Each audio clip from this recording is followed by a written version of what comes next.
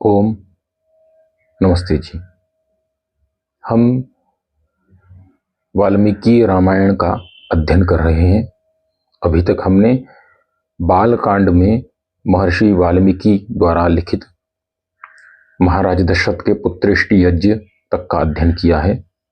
पुत्रेष्टि यज्ञ के बाद भगवान राम का जन्म और बाल्यकाल। अब इसका हम नवम सर्ग से अध्ययन आरंभ करेंगे। निवर्तते तु क्रतो तस्मिन् राज्ञा वै पृथ्वीश्वराः यथार्हं पूजितास्तेन मुदिताः प्रययुदेशान्। यज्ञ के समाप्त होने पर बाहर से आए राजा लोग दशरथ जी द्वारा सत्कृत हो अपने अपने देशों को लौट गए। शांतया प्रत्ययो साधर्मष्टय श्रृंगः सुपूजितः अनुगम्यमानो राजा च सानुयात्रेण धीमता। ऋषय श्रृंग भी अपनी पत्नी शांता सहित महाराज से विदा हो अपने स्थान को चल दिए। दशरथ जी उन्हें पहुंचाने के लिए कुछ दूर उनके साथ तक गए। एवं विसृज्य तान् सर्वान् प्रविवेश पुरीं श्रीमान् उवास सुखिस्तत्र पुत्रोत्पत्तिं विचिंतयन्।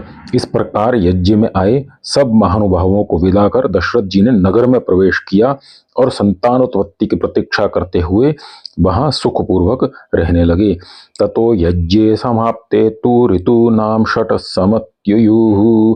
ततश्च द्वादश मासे चैत्रे नवमिके तिथौ नक्षत्रे अदिति दैव्यत्यै स्वोंच संस्थेषु पंचसु गृहेषु कर्कटे लग्ने वाकपता विन्दुना सह कौसल्या जनयद्राम दिव्यलक्षणं संयुक्तम्। यज्ञ समाप्ति के पश्चात 6 ऋतुएं व्यतीत होने के बाद 12वें मास में चैत्र की नवमी तिथि को पुनर्वसु नक्षत्र में जब 5 ग्रह सूर्य, मंगल, बृहस्पति, शुक्र और शनैश्चर अपने उच्च स्थान में स्थित थे, कर्क लग्न में तथा चंद्रमा के साथ बृहस्पति के उदय होने पर कौशल्या जी के गर्भ से श्री राम का जन्म हुआ। तो यहाँ पर श्री राम का जन्म हुआ।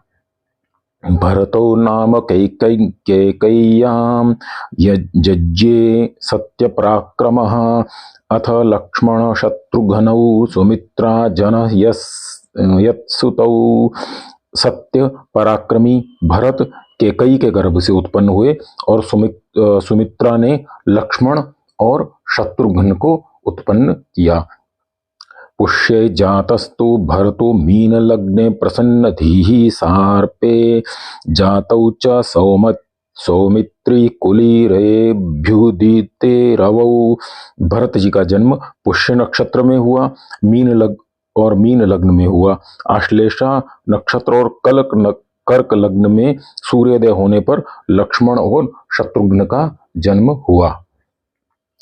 जगुः कलं च गंधर्वा ननृतुश्चाप्सरोगणाः देवदुन्दुभ्यो नेदुः पुष्टिवृष्टिश्च खातपतत। इनके जन्म अवसर पर सामगान करताओं ने मधुर गान किया, अप्सराओं ने नाच किया और उत्तम जाति के नगाड़े बजाए तथा ऊपर से फूल भी बरसाए गए। उत्सवश्च महानासीदयोध्यायां जनाकुलाः रथाश्च जनसंबाधा नर्तक संकुलाः गायनश्च वीण्यौ वादकैश्च तथा परेः।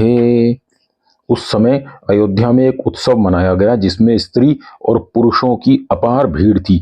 मार्ग स्त्री पुरुषों से भरपूर थे। प्रदेयाश्च ददौ राजा सूतमाघद्व नदीनां ब्राह्मणेभ्यो ददौ वित्तं गोधनानि सहस्रश्च। इस उत्सव में महाराज दशरथ ने सूत, मागध और बंदी गणों को पारितोषिक दिए और ब्राह्मणों को धन और सहस्त्रों गौएं प्रदान की गईं। अतीत्येकादशाहं तो नाम कर्म तथा करोत् ज्येष्ठम रामम महात्मनम भरतम केकईसुतम। 11 दिन बीत जाने पर चारों बालकों का नामकरण संस्कार किया गया। कौशल्या के पुत्र का नाम राम और कैकेयी के पुत्र का नाम भरत रखा गया। सौमित्रिं लक्ष्मणमितिं शत्रुघ्नं परं तथा वसिष्ठः परं प्रीतो नामानि कुरुते तथा। सुमित्रा के पुत्रों का नाम लक्ष्मण और शत्रुघ्न रखा गया। यह नामकरण महर्षि वशिष्ठ जी के द्वारा संपन्न कराया गया। ब्राह्मण भोजयामास पौरजानपदानपि अददं ब्राह्मणां च रत्नघोममितं बहु। इस दिन महाराज ने ब्राह्मणों और पुरवासियों को भोजन कराया और ब्राह्मणों को बहुमूल्य रत्न भी प्रदान किए गए। तेषां जन्म क्रियादिनी सर्वकार कर्माण्यकारयात्। सब बालकों ने निष्क्रमण, अन्नप्राशन आदि संस्कार भी महाराज ने यथा समय करवाए। जो वैदिक हमारे ग्रंथों में 16 संस्कारों के बारे में लिखा गया है, तो उसमें जन्म के पश्चात निष्क्रमण और अन्नप्राशन संस्कार जो होता है वो भगवान राम का किया गया, लक्ष्मण जी का किया गया, भरत जी का, शत्रुघ्न जी का, ऐसा सभी के किए गए।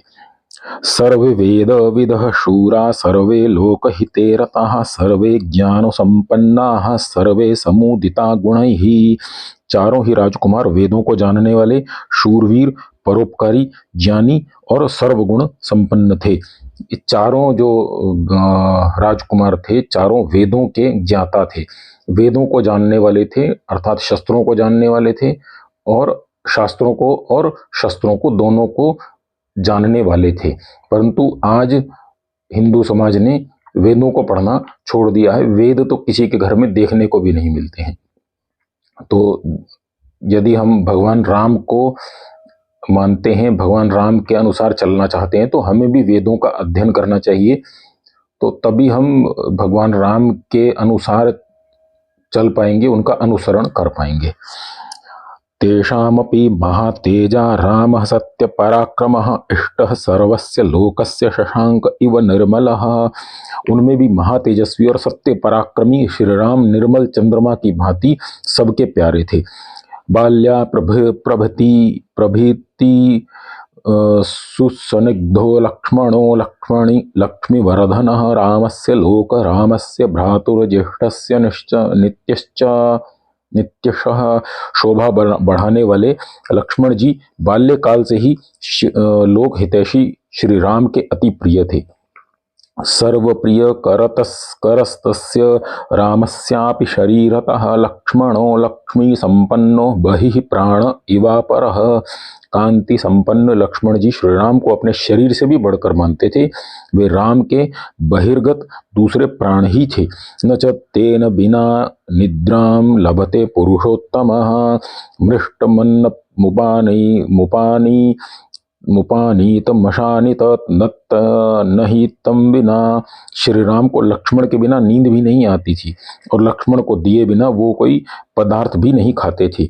यदा ही हयमारूढ़ो मृगयाम याति राघवः तदैव पृष्ठतोऽभ्यति सधनुः परिपालयन। जब श्री राम घोड़े पर सवार हो शिकार खेलने के लिए जाते तो लक्ष्मण जी भी धनुष हाथ में लेके उनके पीछे हो लिया करते थे। भरतस्यापि शत्रुघ्नो लक्ष्मणा वरजो ही सह प्राणैः प्रियतरो नित्यं तस्य चातिस्तथा प्रियः। इसी प्रकार भरत शत्रुघ्न को प्राणों से अधिक प्रिय था। ते तदा ज्ञानसम्पन्नाः सर्वे समुदिता गुणैः श्रीमन्तः कीर्तिमन्तश्च सर्वज्ञा दीर्घदर्शिनः तेषामेव प्रभावानां सर्वेषां दीप्तेजसां पिता दशरथो हृष्टो ब्रह्मा लोकाधिपतो यथा।